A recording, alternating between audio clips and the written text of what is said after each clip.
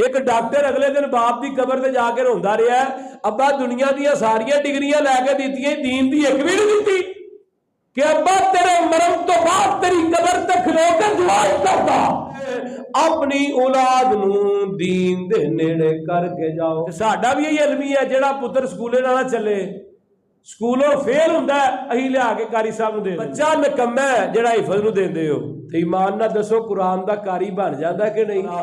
जदों बाप ने मदरसे दाखिल कराया ना प्यो नूं इह सी चलो कोई अलफ बे पढ़ जाएगा तो अपनी रोटी रूटी चला लेगा मौलवी बन के। ते हुण बाप नूं की पता ए मेरे अब्दुल मनान ने हाफिज़े कुरान भी बन जाना है ते हाफिज़े हदीस भी बन जाना है। ते बाप दा वक्त आया मौत दा, प्यो दी चारपाई पई है, हुण सारे पुत्र खलोते ने, केड़ा वे जेड़ा अब्बे इन्हां नूं गुसल देवे? बाप नूं गुसल दिता, कब्रिस्तान खड़िया, हुण जनाजा पढ़ाउण दी वारी आई है, पिछे खलोते ने जिन्हां दे